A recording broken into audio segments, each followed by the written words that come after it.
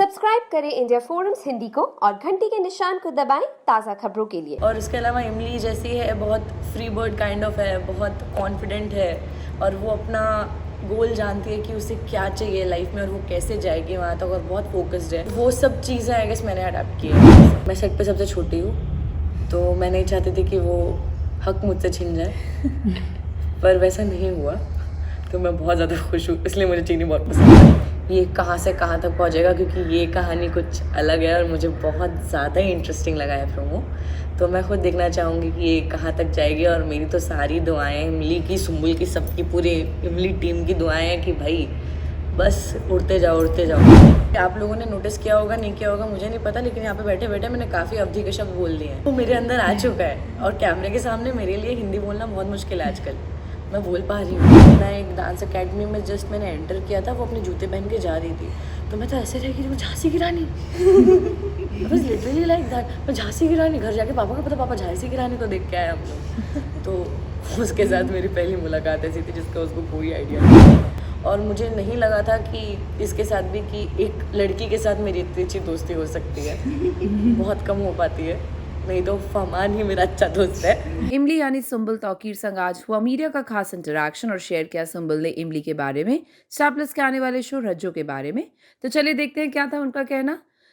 इमली की जर्नी के बारे में इतना कहना चाहूँगी कि बहुत रोलर कोस्टर टाइप की जर्नी है अभी तक। तो जितनी अलग दिखाया है इमली को, जितना एक्शन भी करती है, वो कॉमेडी भी करती है, वो बहुत इमोशनल भी है, वो एक माँ का भी अभी किरदार निभा रही है, एक बीवी का, एक बहन का।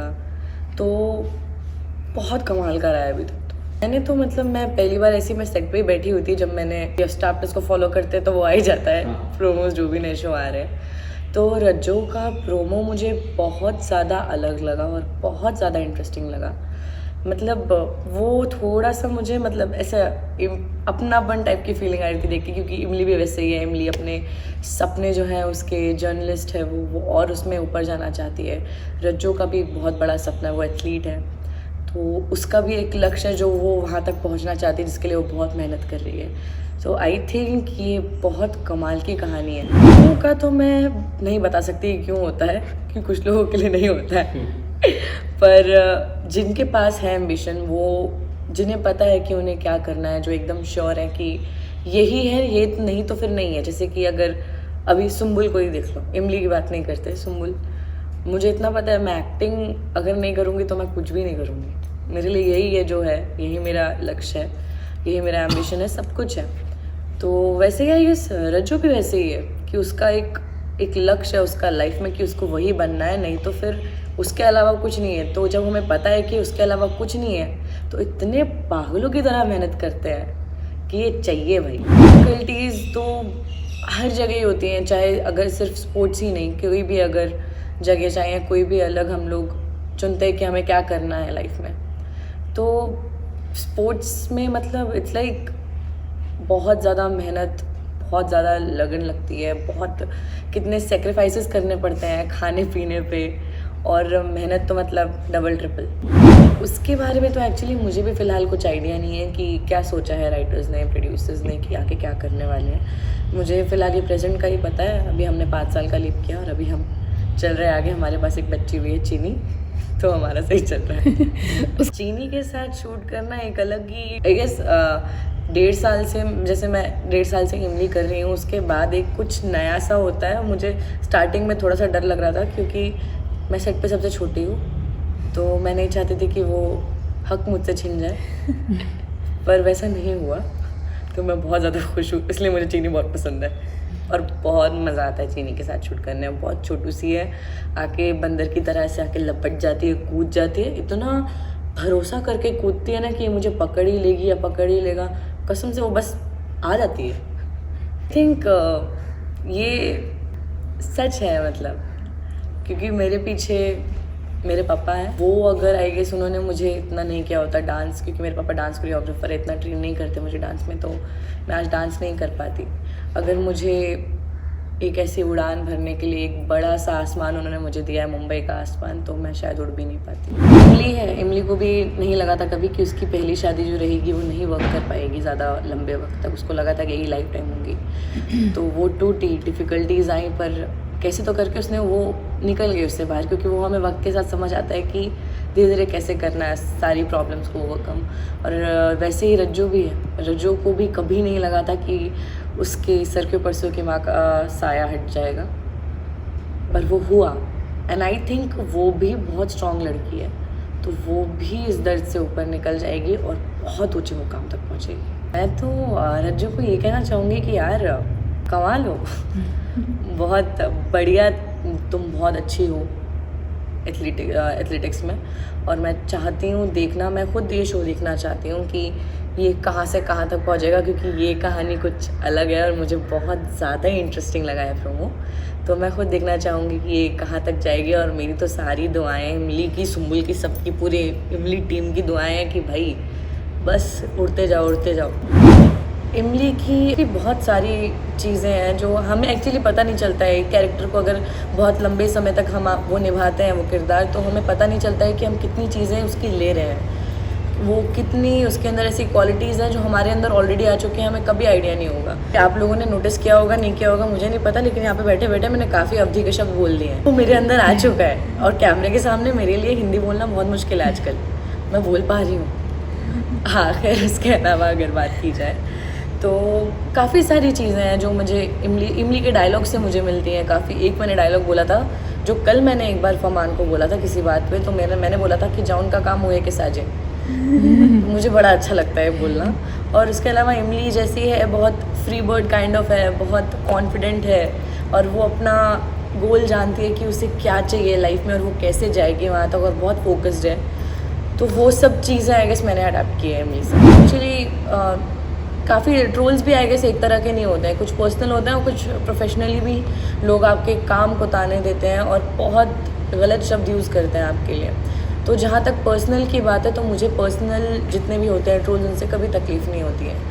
पर जहाँ भी बात मेरे काम को लेके आती है कि मैंने यहाँ पे जो भी मैंने किया, मतलब जो भी उन लोग को गलत लगता है या ट्रोल करते हैं, तो वो प्रोफेशनली जो होते हैं वो मुझे थोड़ा सा हर्ट करते हैं, और जो कुछ ज़्यादा ही करते हैं तो फिर मैं उनको एक रिप्लाई करती हूँ, फिर उनका अकाउंट डिलीट हो जाता है। पर्सनल एक्सपीरियंस से बोल रही हूँ। I want to earn. मुझे वो जो उनकी रज्जो है देखने में भी मुझे बहुत ज़्यादा वो लगी इंटरेस्टिंग से, मतलब she is like very different kind of looking, she has a very cute face and बड़ा प्यारा लग रहा है, मतलब वो पूरा लोकेशन, वो एक अलग story, so it's very exciting I guess, it's very different, it's very refreshing. I wish ये रज्जो और इमली का महासंगम देखा जाएगा, पता नहीं अभी कुछ।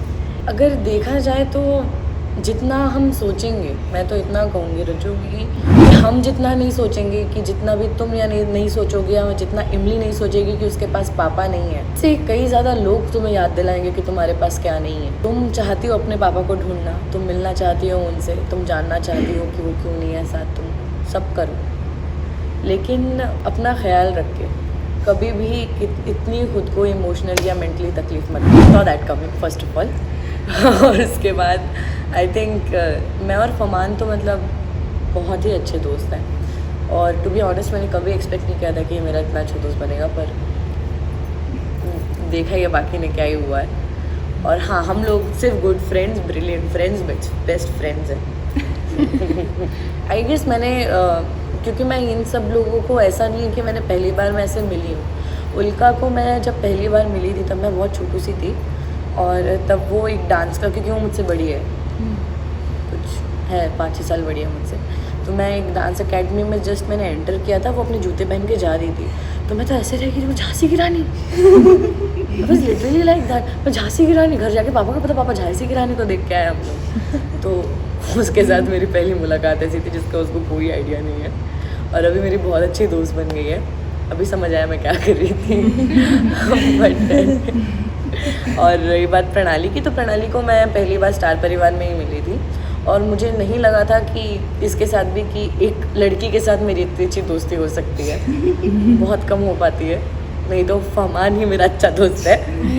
तो प्रणाली और उल्का बहुत अच्छे दोस्त बन गए और बहुत ऑल ऑफ अ सडन हुआ ये, ऐसा ना कभी कि हम लोग बहुत मिलते हैं, कुछ भी नहीं, सिर्फ रविवार स्टार परिवार में मिलते हैं, बाकी टाइम कभी प्रणाली को लगता है तो कॉल कर देती है, फिर हम लोग बकवास करते हैं बहुत ज़्यादा। गौरव भैया के साथ तो आई गेस वो तो फर्स्ट एपिसोड में जो हुआ वो मतलब बहुत ज़्यादा अनएक्सपेक्टेड था।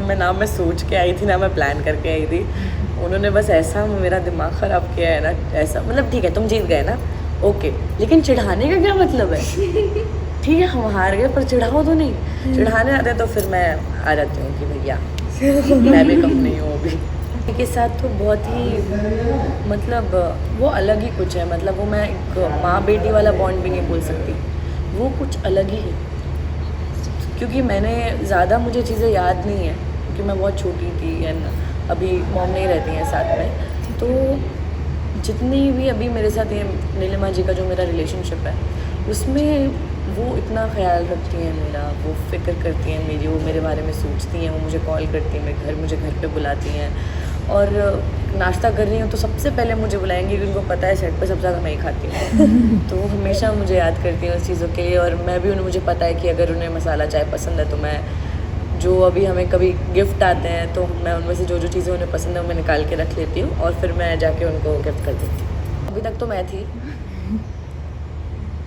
हाँ आउच, अभी चीनी है, बहुत ज़्यादा मस्तीखोर है वो, बहुत ही अलग लेवल की मस्तीखोर है एकदम वो जेंजी जो होते हैं, अभी नया शब्द है, मैंने मेरी बहन से सीखा है, मुझे ये सब कुछ नहीं पता था, मैं गलत भी बोलूँ तो माफ़ कर देना। तो वो पहले ही मैं बता रही हूँ, लाइक उसको पूरा टाइम रील्स बनाने हैं, वो आके मुझे आइडियाज़ दे रही है कि एंड शी कॉल्स मी इमली और सुम्बुल, तो वो मुझे इतना ऐसा लगता है ना कि मेरी छोटी साइज़ की बस एक दोस्त है जिसको मैं कंधे पे लेकर घूमती रहती हूँ। विक्रम बेताल काइंड ऑफ फील आती है मेरे को। पे होता है कभी कॉल पे हूँ, अलग ही कॉल पे जो यहाँ से कहीं से रिलेटेड नहीं है, बात करते करते अवधि निकल जाती है। सिर्फ वो नहीं, एक सीन था जहाँ पे मुझे पूरे सीन में हिंदी बोलनी थी, मुझे इतना मुश्किल हुआ है ना, मैं ऐसे कर रही थी कि मेरी एक लाइन थी कि क्या था, आप गिर जाएंगी, ये मेरी लाइन थी। पहले मैंने बोला आप गिर जाइए, बोला नहीं गिर जाएंगी तो मैं पूरे सीन में मैंने ऐसा किया क्योंकि मुझसे बोली नहीं जाती अभी हिंदी। मैं तो यही कहूँगी कि जितना लोग अभी परेशान हो रहे हैं आगे के ट्रैक को लेके, काश मैं कुछ आपको बता पाती जिससे आपकी परेशानी कम हो जाती, पर मैं खुद कुछ नहीं जानती तो मैं आपको फॉल्स होप बिल्कुल नहीं दूँगी। पर मैं बस इतना जानती हूँ कि मुझे मेरे पूरे टीम पे, पूरे प्रोडक्शन हाउस पे और पूरे राइटर्स पे, सब पे बहुत ज़्यादा विश्वास है और मुझे पता है कि वो लोग कुछ ना कुछ बहुत इंटरेस्टिंग करेंगे। Thank you so much. उम्मीद है आपको वीडियो पसंद आया होगा, अगर हाँ तो सब्सक्राइब ज़रूर करें। आंचल चौधरी, कैमरा पर्सन बाबाजी, इंडिया फोरम्स, मुंबई।